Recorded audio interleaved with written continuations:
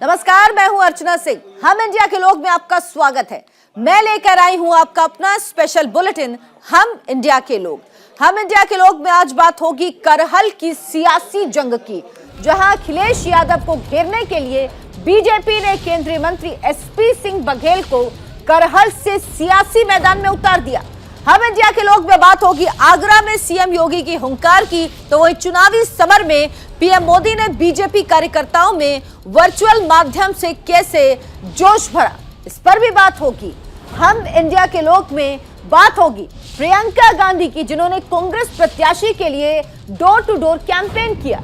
चुनावी खबरों के साथ बात होगी बजट की, वो बजट जो कल पेश होगा, लेकिन देश के लोगों को बजट से क्या उम्मीदें हैं वो भी आपको बताएंगे। हम इंडिया के लोग में ऐसी हर खबर जो हमारी आपकी जिंदगी से जुड़ी है, हमारे आपके हक और हुकूक से जुड़ी है, तो बस बने रहिए अगले 60 मिनट मेरे साथ और आम लोगों के नजरिए से देखिए आम लोगों की जिंदगी से जुड़ी बड़ी खबरें।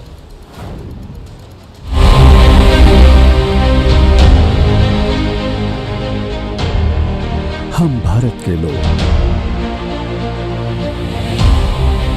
भारत को एक संपूर्ण प्रभुत्व संपन्न, समाजवादी, धर्मनिरपेक्ष, लोकतंत्रात्मक गणराज्य बनाने के लिए तथा उसके समस्त नागरिकों को सामाजिक, आर्थिक, राजनीतिक न्याय, विचार, अभिव्यक्ति, विश्वास, धर्म और उपासना की स्वतंत्रता, प्रतिष्ठा और अवसर की समता प्राप्त कराने के लिए तथा उन सब में व्यक्ति की गरिमा और राष्ट्र की एकता और अखंडता सुनिश्चित करने वाली बंधुता बढ़ाने के लिए दृढ़ संकल्पित हैं।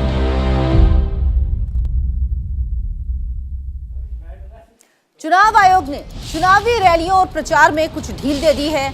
अब 1000 लोगों के साथ रैलियां की जा सकेंगी और 500 लोगों के साथ इंडोर मीटिंग की इजाजत दी गई। इन सब के अलावा 20 लोग घर घर जाकर डोर टू डोर कैंपेन कर सकेंगे। इन सब के बीच पीएम मोदी ने आज पहली बार वेस्ट यूपी के 5 जिलों के लोगों को वर्चुअली संबोधित किया। पीएम मोदी ने समाजवादी पार्टी पर निशाना साधते हुए कहा कि पहले दबंग और दंगाई ही कानून थे, उनका ही शासन का आदेश होता था जो वो कहते थे। अब ऐसे लोगों की सही जगह जेल हो गई है।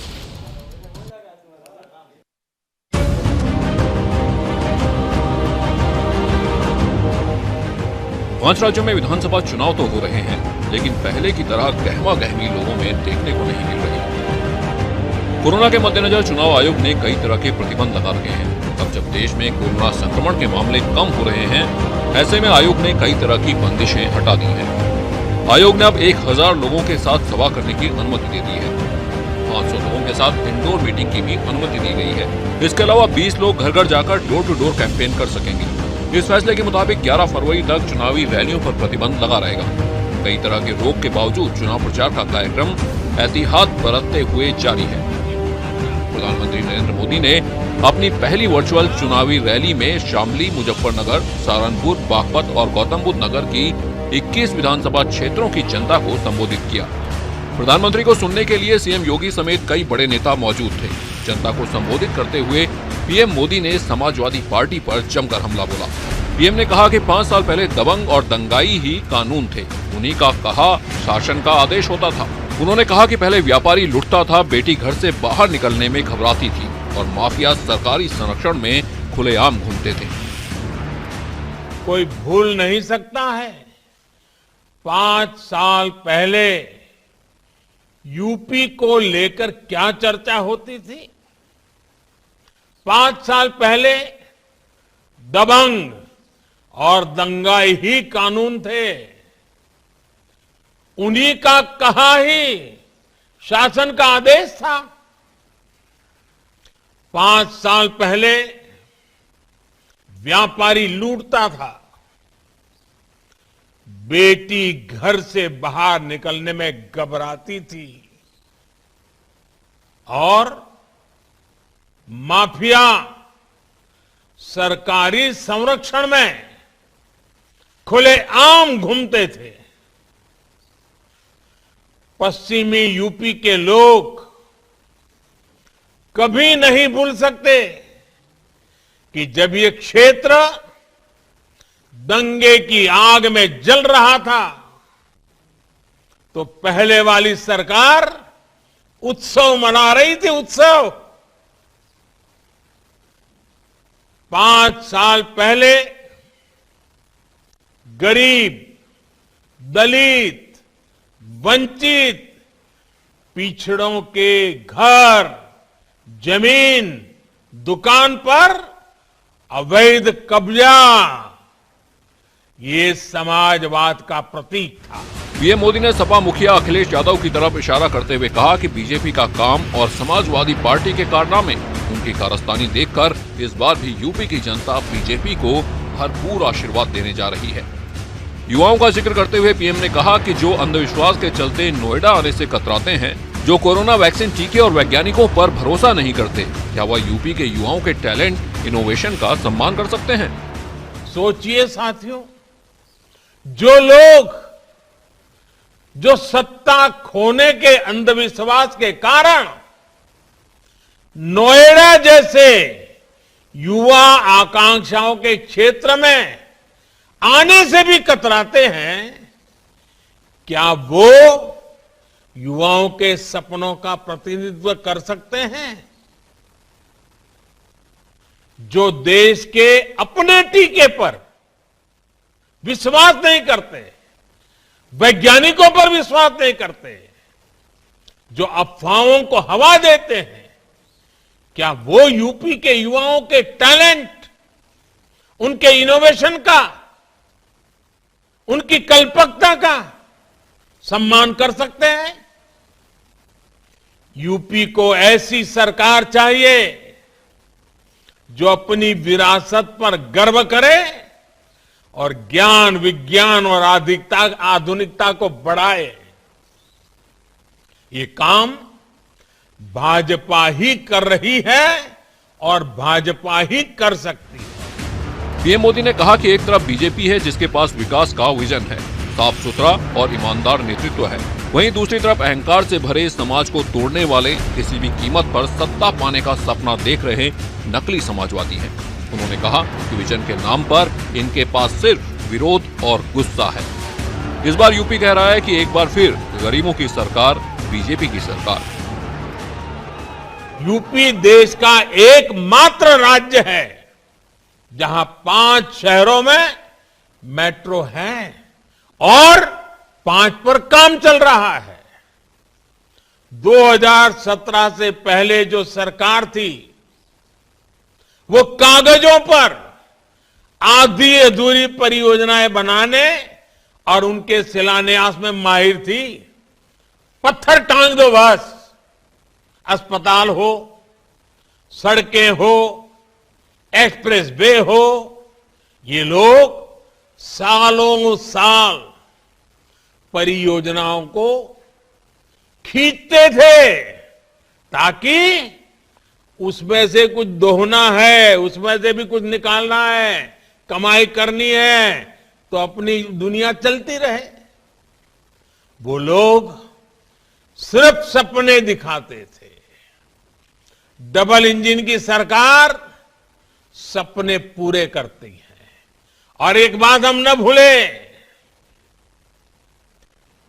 मैं कभी कभी सुनता हूं कुछ लोगों को सपने आते हैं। आप सबको मालूम है सपने किसको आते हैं भाई? जो सोता रहता है ना, उसको सपने आते हैं। पीएम मोदी ने रैली के जरिए जिन 21 विधानसभा सीटों के लोगों को संबोधित किया, उसमें 5 जिले शामिल हैं। इनमें पहले चरण में वोटिंग होनी है। पहले चरण में वेस्ट यूपी में मतदान होना है। किसान आंदोलन के बाद पश्चिमी उत्तर प्रदेश का ये इलाका अहम हो चला है। केंद्र और योगी सरकार किसानों और जाट समुदाय की नाराजगी को कम करने में लगी हुई है। Bureau report, news India.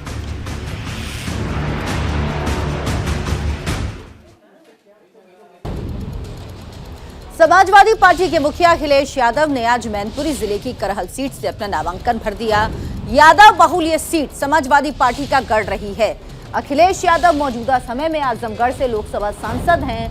Karhal seat शुरुआती दौर से ही समाजवादी पार्टी को अपना आशीर्वाद देती रही। सिर्फ एक बार 2002 में यहां सपा को हार का मुंह देखना पड़ा था। हम अपनी इस रिपोर्ट में आपको दिखाएंगे कि करहल विधानसभा का चुनावी गणित क्या है। देखिए।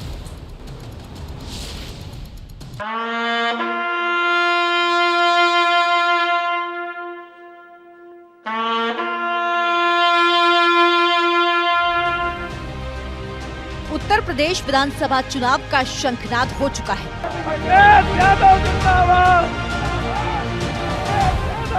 सभी पार्टियां अपने अपने तरकश के तीर धीरे धीरे निकाल रही हैं। बीजेपी को टक्कर दे रही समाजवादी पार्टी का भी जोश हाई है।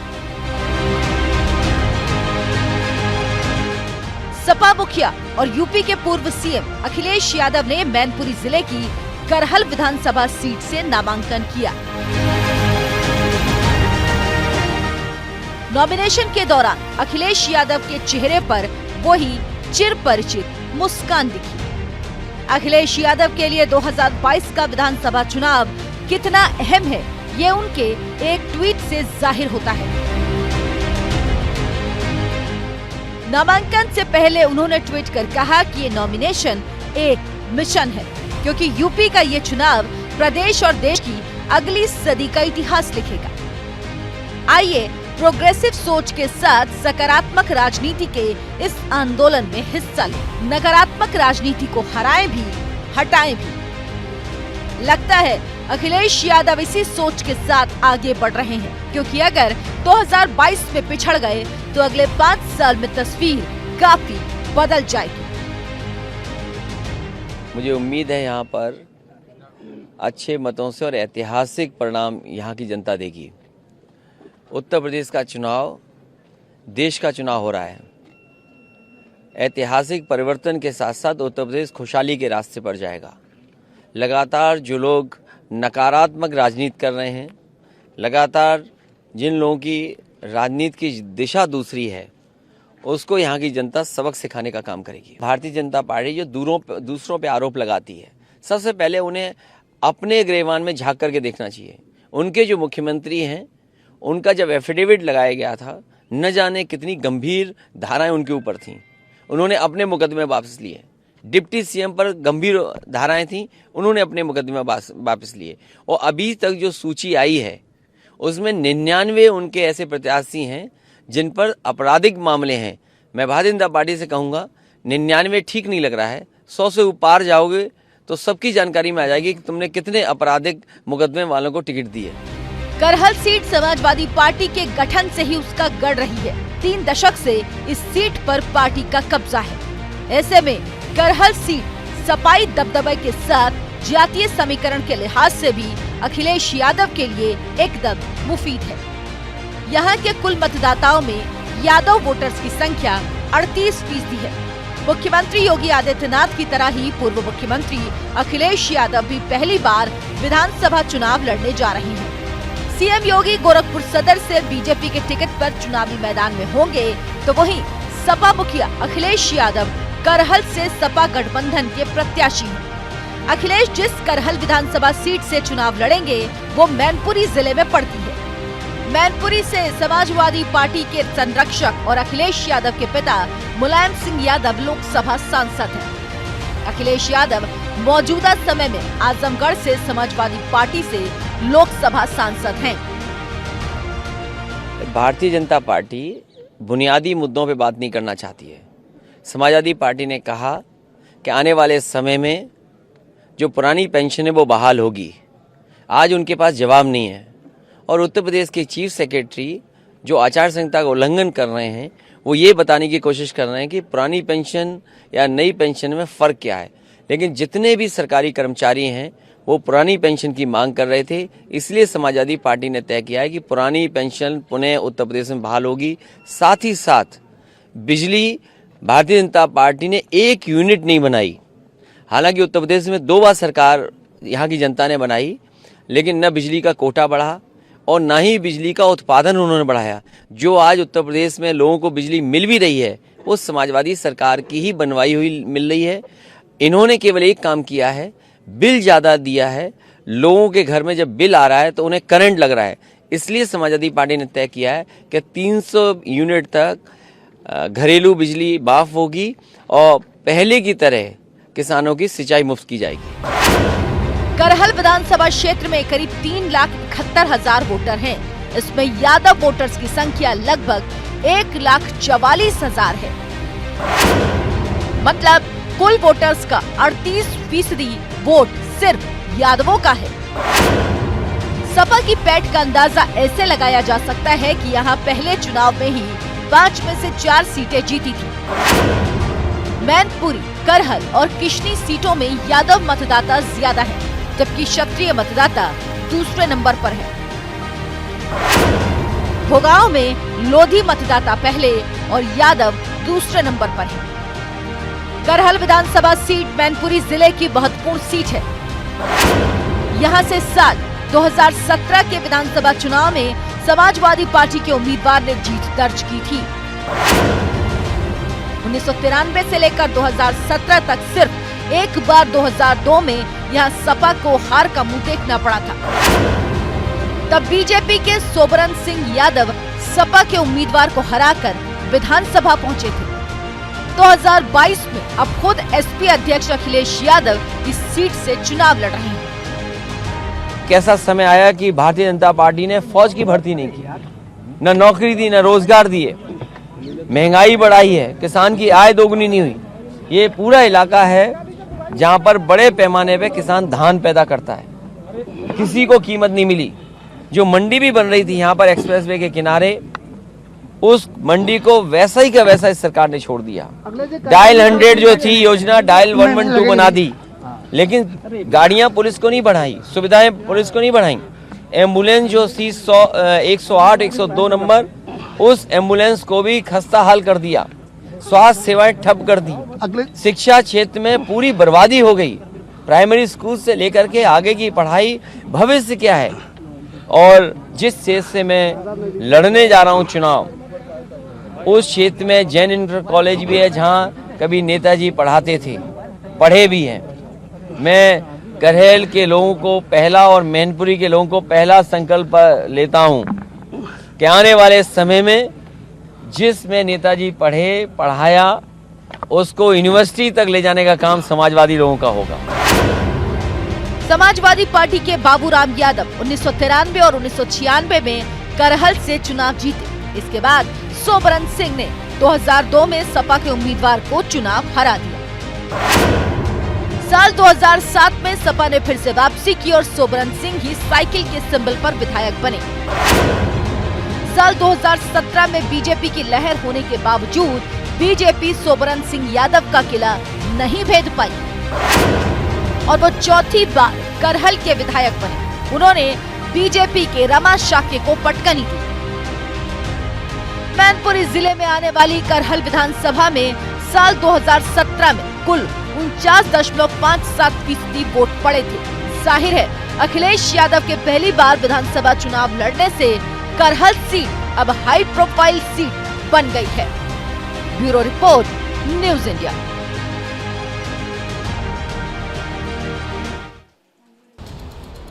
तो करहल से अखिलेश यादव के सामने बीजेपी ने किसे उतारा, आपको बताएंगे विस्तार से। एक छोटा सा ब्रेक, आप कहीं मत जाइएगा, फौरन वापस हाजिर होंगे।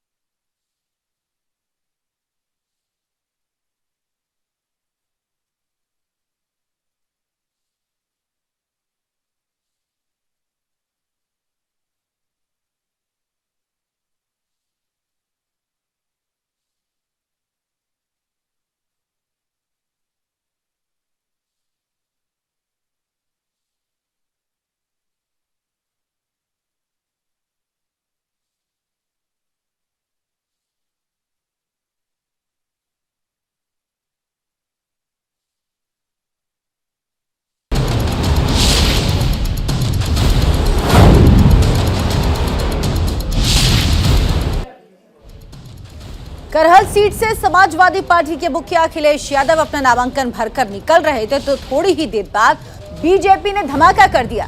केंद्रीय मंत्री एसपी बघेल को बीजेपी ने करहल से अपना विधानसभा प्रत्याशी बनाया। एसपी बघेल आगरा से सांसद हैं। इटावा के रहने वाले बघेल मुलायम सिंह के खासम खास भी रहे हैं। अब अखिलेश यादव के लिए करहल की जीत जितनी आसान दिख रही थी उतनी आसान नहीं है। देखिए रिपोर्ट।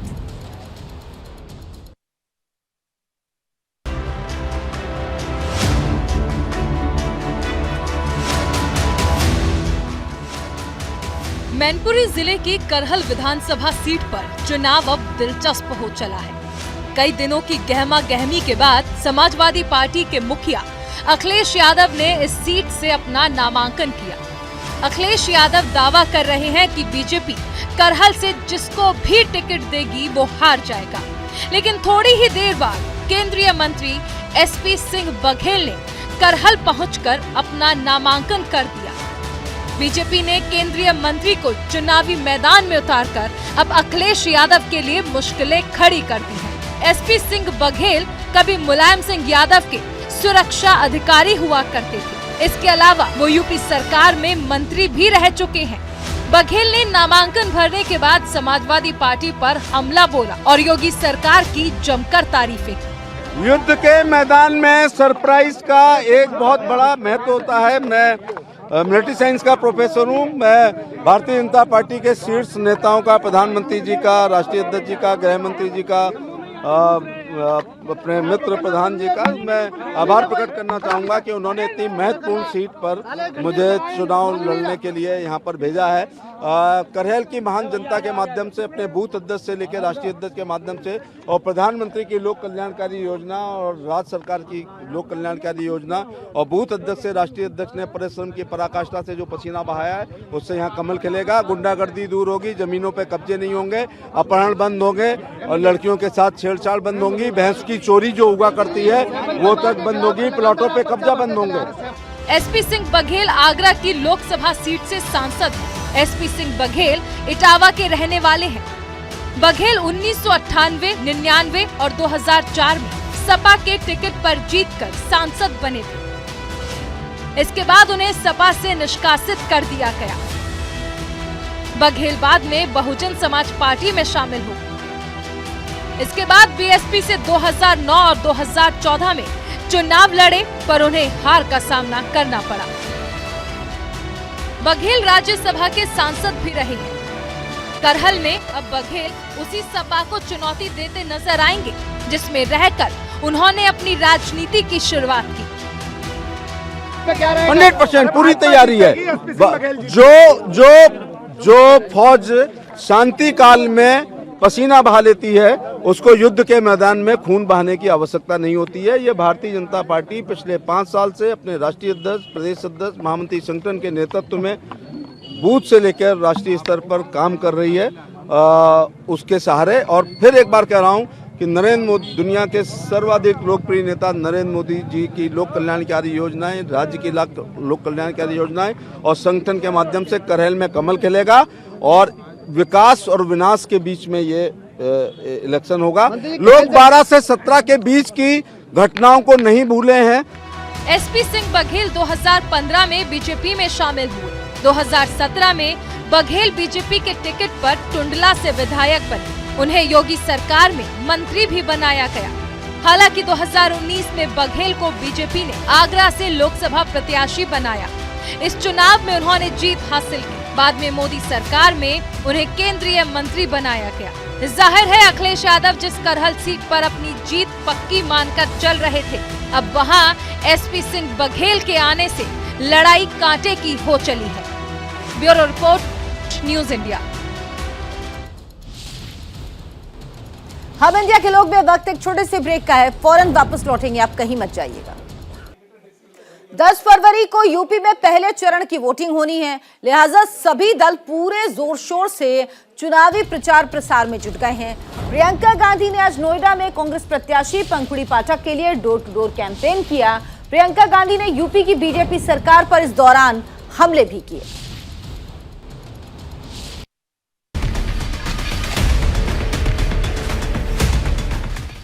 यूपी की लड़ाई को प्रियंका गांधी आधी आबादी के भरोसे जीतना चाहती है और आधी आबादी को कांग्रेस यूपी में तरजीह भी दे रही है। नोएडा के चुनावी समर में प्रियंका गांधी ने पंखुड़ी पाठक को मैदान में उतारा है और पंखुड़ी के लिए प्रियंका ने डोर टू डोर कैंपेन भी किया।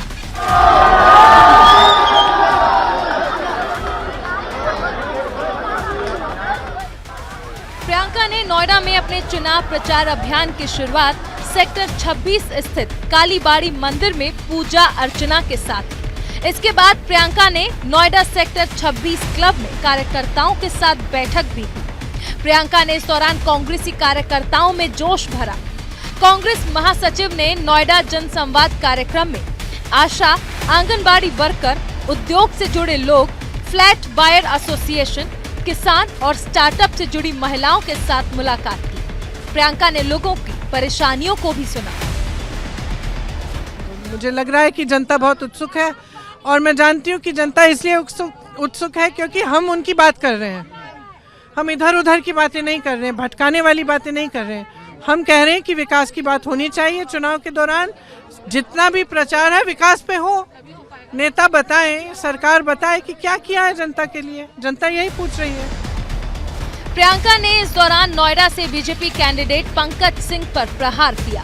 प्रियंका गांधी ने बीजेपी विधायक और बीजेपी के कैंडिडेट पंकज सिंह पर कोरोना के दौरान जनता के बीच से नदारद रहने का इल्जाम लगाया। प्रियंका का दावा है कि पंखुड़ी कोरोना काल के दौरान लोगों के बीच मौजूद रही, लिहाजा कांग्रेस ने प्रियंका पर भरोसा जताया है।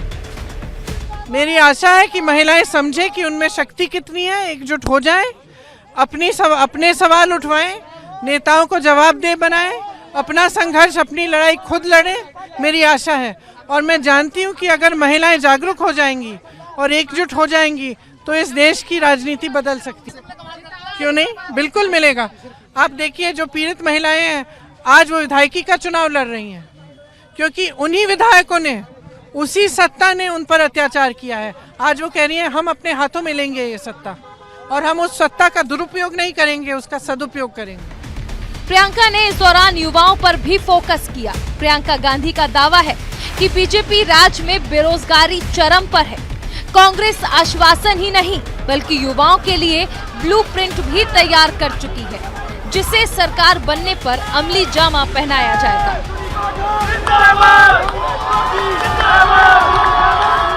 अब बीजेपी का काम है कहना, हमारा काम है कार्य करना। हम कर रहे हैं। उनको क्या मालूम कि मैं जीवन में कितनी बार मंदिर गई हूँ, मेरा धर्म, मैं अपनी धर्म, मेरी आस्था क्या है, उनको क्या मालूम। वो तो उल्टा सीधा कहते हैं, बस उनका काम ही है। उन्होंने धर्म पर, मंदिरों पर उनकी जागीर नहीं है। भगवान सबके हैं, सिर्फ उनके नहीं है। नोएडा से मौजूदा विधायक रक्षा मंत्री राजनाथ सिंह के बेटे पंकज सिंह हैं। बीजेपी ने इस बार भी पंकज सिंह पर भरोसा जताया है, तो वहीं कांग्रेस ने पंखुड़ी पाठक को चुनावी समर में उतारा है, जबकि नोएडा से समाजवादी पार्टी की ओर से सुनील चौधरी साइकिल की रफ्तार बढ़ाने की कोशिश कर रहे हैं, जबकि बीएसपी ने कृपा राम शर्मा पर दांव खेला है। नोएडा में पहले चरण में वोटिंग होनी है, लिहाजा हर पार्टी अपना दम दिखा रही है। Bureau report, news India.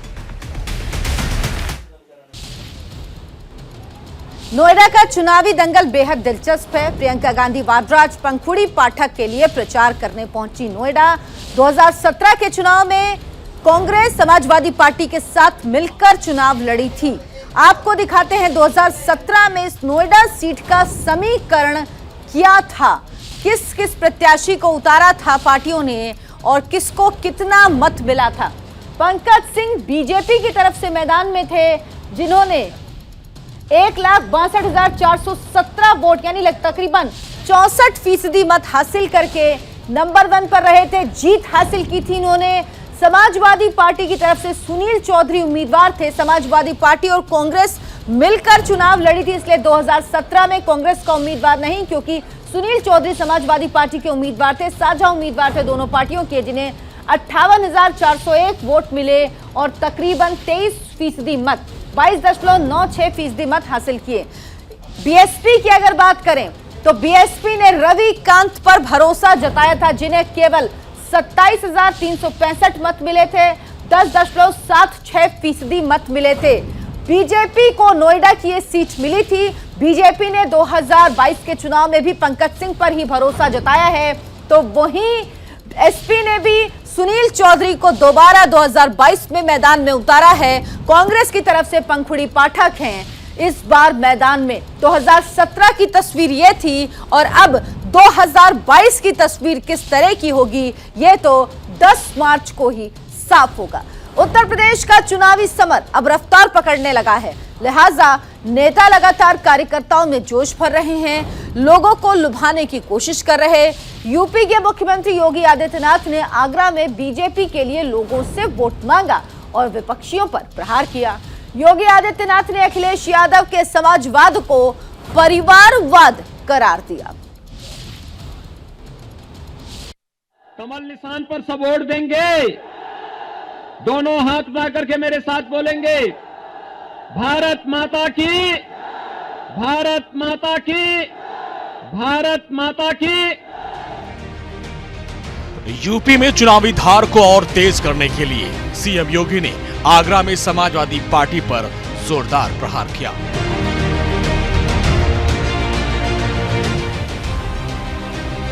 Uttar Pradesh विधानसभा चुनाव के मैदान में सीएम योगी आदित्यनाथ आगरा में जब उतरे, दरअसल मुख्यमंत्री योगी आदित्यनाथ ने एक जनसभा को संबोधित किया। आगरा में एक रैली के दौरान सीएम योगी ने विपक्षी दलों पर निशाना साधा। कोरोना संक्रमण के तीनों झटकों को झेलने के बाद राज्य सरकार की ओर से किए गए कार्यों की सीएम योगी ने विस्तार से जानकारी दी। आज पूरा देश विकास की एक नई ऊंचाइयों की ओर तेजी के साथ बढ़ रहा है। भारत दुनिया के अंदर एक महाताकत के बनकर के उभर रहा है। हर गरीब को, हर किसान को, हर नौजवान को और महिला को आज सम्मान मिल रहा है।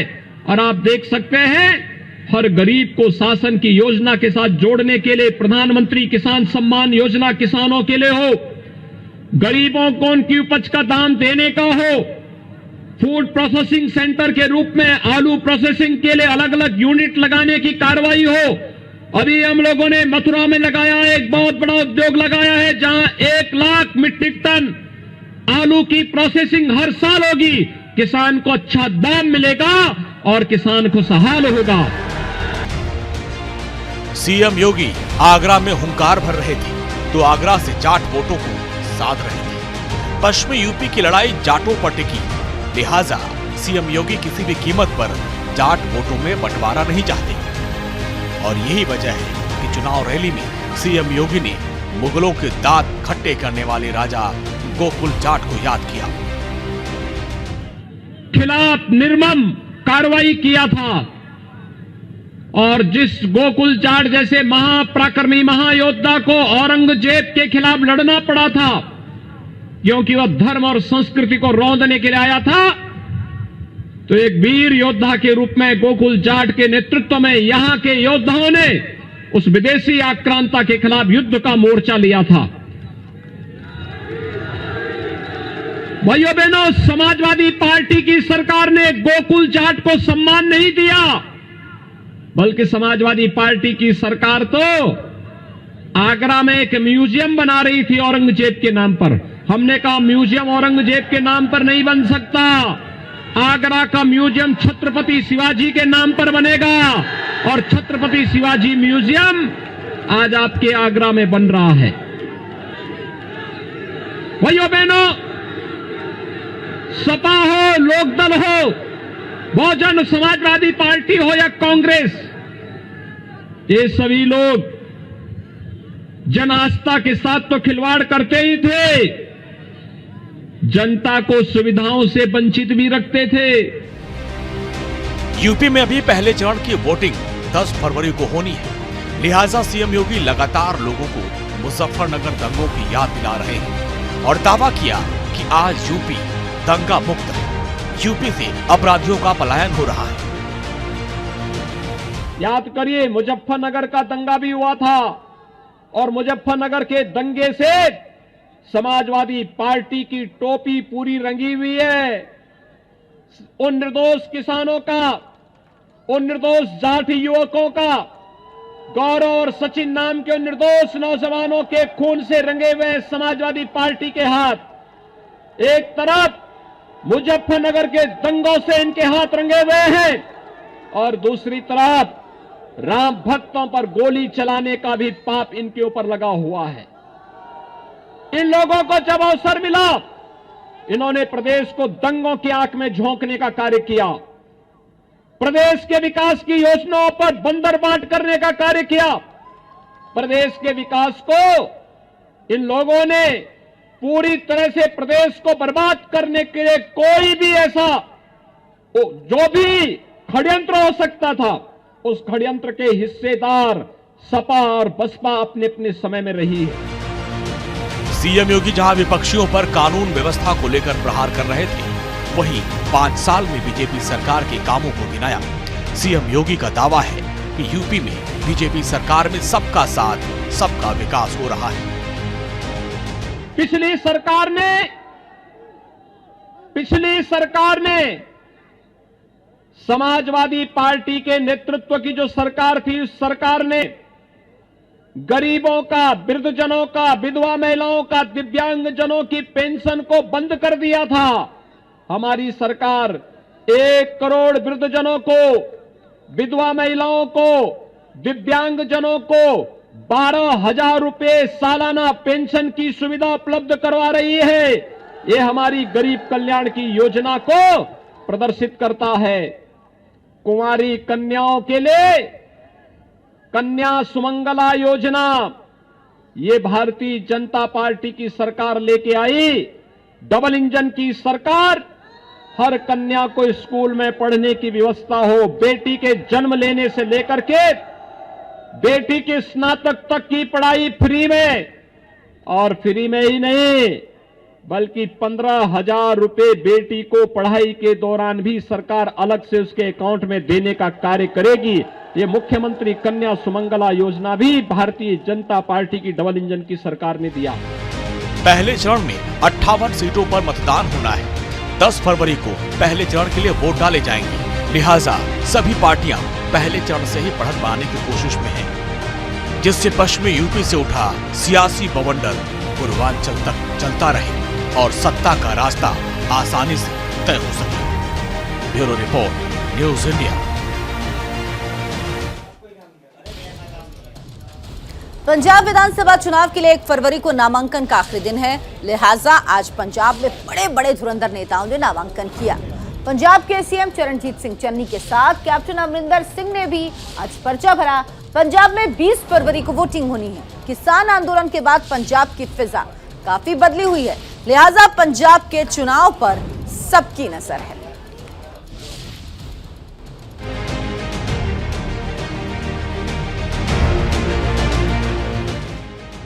पंजाब की ये 3 बड़ी तस्वीरें सोमवार के दिन सियासी तापमान बढ़ा रही थी। पंजाब विधानसभा चुनाव के लिए नामांकन भरे जा रहे हैं। 1 फरवरी नामांकन भरने का अंतिम दिन है। इससे पहले सोमवार को कई दिग्गजों ने नामांकन दाखिल किए। सीएम चरणजीत सिंह चन्नी ने सोमवार को नामांकन किया, तो वहीं पंजाब के पूर्व सीएम कैप्टन अमरिंदर सिंह ने पटियाला शहर से अपना नामांकन भरा। वो अपनी बेटी जयेंद्र कौर और मेयर बिट्टू के साथ नामांकन भरने पहुंचे थे। वहीं सुखबीर बादल ने जलालाबाद सीट से नामांकन किया। अपने हल्के जलालाबाद में बहुत पुराना है, इस करके परमात्मा मेरे ख्याल 2 बार ਦੇ ਐਮਪੀ ਮੋਹਨ ਸਿੰਘ ਫਲੀਆਂ ਵਾਲੇ ਕਾਂਗਰਸ ਵੱਲੋਂ ਸਾਹਮਣੇ ਇਸ ਵਾਰ ਕਿੰਨਾ ਅੱਗੇ ਟੱਕਰ ਦੇਣਗੇ? मैं उन्होंने बेस्ट ऑफ लक कहना। पुराने लीडर है, चलिए।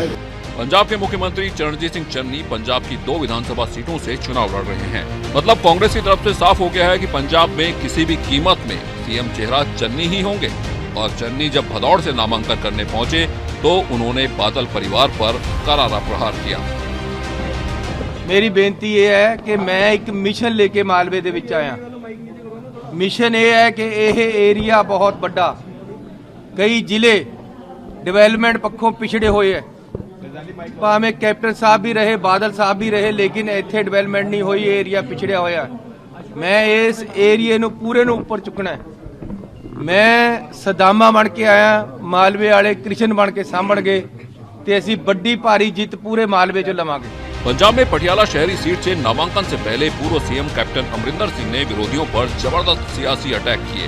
कैप्टन ने चरणजीत सिंह चन्नी और सुखजिंदर रंधावा पर साजिश रचने का इल्जाम बढ़ा और दावा किया सीएम की कुर्सी से हटाने के लिए चरणजीत चन्नी और सुखजिंदर रंधावा की अगुवाई वाली माझा ब्रिगेड ने साजिश रची। तो वहीं कैप्टन ने सिद्धू पर हमला बोलते हुए कहा कि वो पंजाब का सीएम बनने के लायक नहीं है। देखो जिन्नी कन्फ्यूजन मैं तो कांग्रेस है नहीं, जो कन्फ्यूजन मैं ऐतकी देखी है दिल्ली च पार्टियां दे विच कदे तुसीं सुनिया है कि एक नैशनल पार्टी अखीरले उन्हां दी लास्ट लिस्ट कल शाम नूं आई है, ये कदे भी नहीं हुंदी सी पहला। ये तो हुण उत्ते पता किस किस्म दी कन्फ्यूजन चल रही है, आई डोंट नो। चन्नी 2 सीटां ते लड़ रहे ने उम्मीदवार 2-3 की लगता है कि उम्मीदवार होर मिल ही नहीं रहे या चन्नी जी अपने आप सेव करना चाह रहे हैं? कुछ भी हो सकता है कि अपने आप को बचाना चाहते होने कि एक सीट तो मैं नहीं जीता, चमकौर साहब या भदौर तो कि चमकौर साहब तो मैं ना जीता फिर मैं भदौर तो जीती। बस सर मुख्यमंत्री चेहरा कौन हो रहा है क्या कोई नहीं। देखो ये साडा पहले दिन तो मैं कहना आया कि बीजेपी कांग्रेस पार्टी साडी पार्टी और ढींडसा साहब आफ्टर इलेक्शन तो बाद असीं बैठांगे और जदों हालात बननगे उदों पंजाब में नामांकन दाखिल करने की अंतिम तारीख 1 फरवरी है। नामांकन पत्रों की जांच पड़ताल 2 फरवरी को होगी। नामांकन 4 फरवरी तक वापस लिए जा सकेंगे और पंजाब की जनता 20 फरवरी को पंजाब के भाग्य का फैसला करेगी और ये तय करेगी कि कौन सी पार्टी पंजाब में शासन की बागडोर संभालेगी। Bureau report, news India. 1 फरवरी को वित्त मंत्री निर्मला सीतारमण बजट पेश करेंगी। कोरोना काल में पेश होने वाले बजट पर हर वर्ग की निगाहें टिकी हैं। बजट से महिलाओं को क्या उम्मीदें हैं, एक महिला वित्त मंत्री से घरेलू और कामकाजी महिलाएं क्या चाहती हैं, इन सभी मुद्दों पर न्यूज इंडिया ने महिलाओं से बात की। आम बजट से हर वर्ग को अलग अलग उम्मीदें होती हैं। क्या उसकी उम्मीदें पूरी हो पाएंगी, कितनी उम्मीदें पूरी होंगी, यहाँ पर हम सभा के घर में आए हैं ये जानने के लिए कि महिलाओं को खासतौर पर वित्त मंत्री से क्या उम्मीदें हैं, क्या वो चाहती हैं कि वित्त मंत्री उनके लिए करे, उनके परिवार में और भी लोग हैं। तो ये है सभा का घर। हम यहाँ पर बात करेंगे महिलाओं को क्या उम्मीदें हैं घर को लेकर, टैक्स में छूट को लेकर, क्योंकि अगर वो ऑफिस में काम करती हैं तो वो क्या उम्मीदें करती हैं। ये सरकार कहती है कि वो महिलाओं के लिए सबसे ज्यादा काम करती हैं, तो क्या महिलाओं के लिए वाकई काम हुआ है और बजट में क्या महिलाओं के लिए अलग से सरकार सोचेगी। सबा, ये बताओ कि बजट से क्या, एक महिला होने के नाते घर भी चलाना होता है, ऑफिस भी देखना होता है, क्या उम्मीदें हैं? काफ़ी सारी उम्मीदें हैं। खासकर इनकम टैक्स स्लैब जो है बहुत साल से चेंज नहीं हुआ है, तो आई एम होपिंग कि इस बार जो बजट आएगा उसमें हम मिडिल क्लास के लिए कुछ राहत मिलेगी, टैक्स स्लैब्स में कुछ चेंजेस होंगे जो हमारे लिए फ़ायदेमंद होंगे। अच्छा, घर चलाना बहुत मुश्किल हो जाता है अदिति। टैक्स स्लैब की बात की सभा ने, कितना ज़रूरी है इसमें बदलाव होना? क्या अगर इससे बदलाव होगा और जिस तरह से महंगाई बढ़ रही है तो क्या महिलाओं को कुछ आराम, कुछ छूट मिलेगी, अगर तो कुछ राहत होगी घर चलाने में? या डेफिनेटली। आप देखिए इन्फ्लेशन रेट जो है आजकल हमारा इतना ज़्यादा हो चुका है और इस हिसाब से मुझे ऐसा लगता है कि टैक्स में जैसे हमारा सेक्शन 80C है उसमें अभी 1.5 लाख तक ही हम सेव कर सकते हैं। अगर हम ज़्यादा सेव कर पाएंगे तो हम घर चलाने के लिए ज़्यादा मनी इकट्ठा कर सकते हैं। अच्छा, आइए किचन में चलते हैं सभा के और देखते हैं कि किचन में जहां से पूरे महीने का खर्च निकलता है, कितना मुश्किल होता है घर चलाना, किचन में काम करना जब महंगाई बढ़ती जा रही है, जिसका सबसे ज्यादा जिक्र किया जा रहा है और उम्मीद की जा रही है कि किचन की चीजों में कम से कम कुछ राहत मिले। गैस बड़ी महंगी है, हर चीज के दाम बढ़ रहे हैं। बिल्कुल, चीनी, शक्कर, हर चीज़ महंगी है। जो रोजमर्रा में चीजें इस्तेमाल होती हैं, खासतौर पर जो सब्जी है, ग्रोसरी के आइटम्स हैं, लगता है कि कुछ फर्क इनमें जरूर आना चाहिए, कुछ राहत जरूर लोगों को मिलनी चाहिए। हाँ डेफिनेटली, मुझे लगता है कि इस बार एक्सपेक्टेशंस हैं हमारी बजट से कि ऐसी राहत मिले कि हम घर के जो खर्चे चलाने के लिए हमारा जो पैसा है वो हम ज़्यादा निकाल पाएँ और कम से थोड़ा टैक्स जो है वो कम कट पाए हमारा।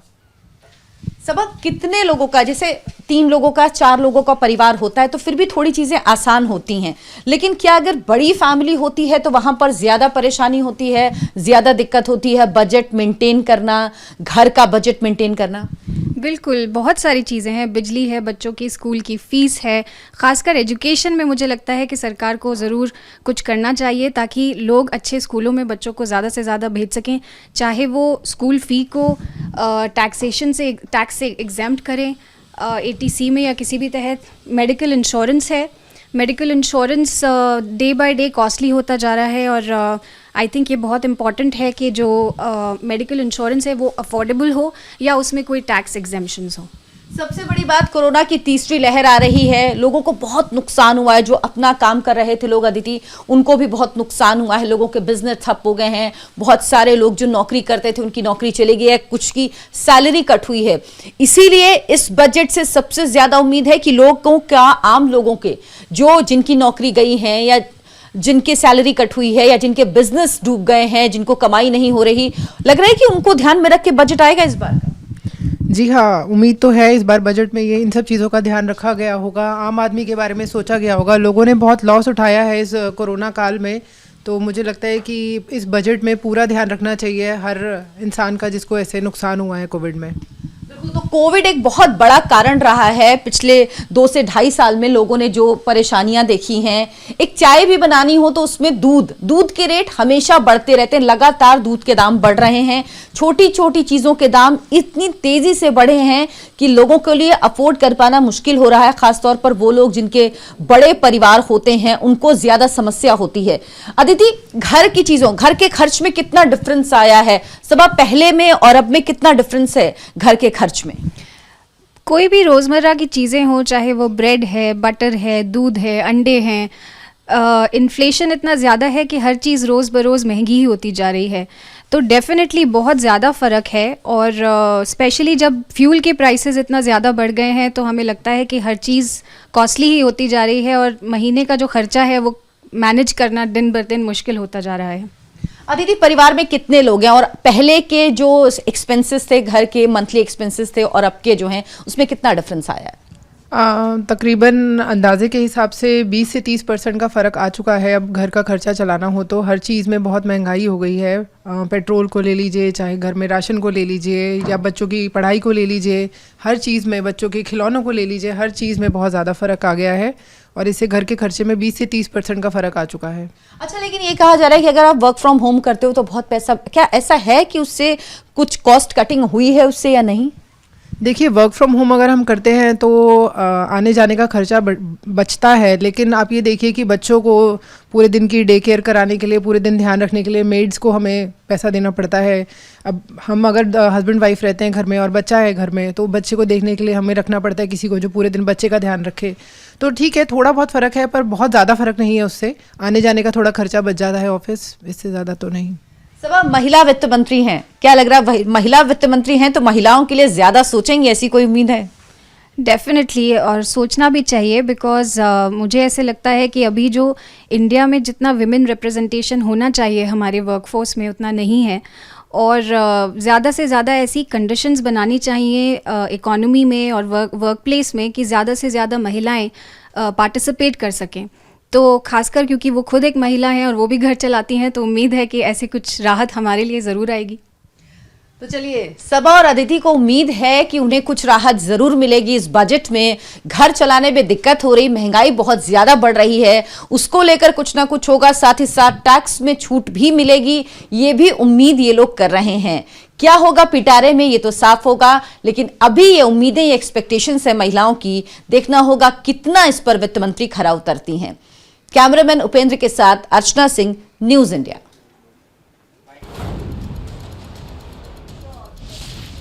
तो हम इंडिया के लोग में आज बस इतना ही। कल फिर हाजिर होंगे आम लोगों के नजरिए से कुछ और खबरों को लेकर।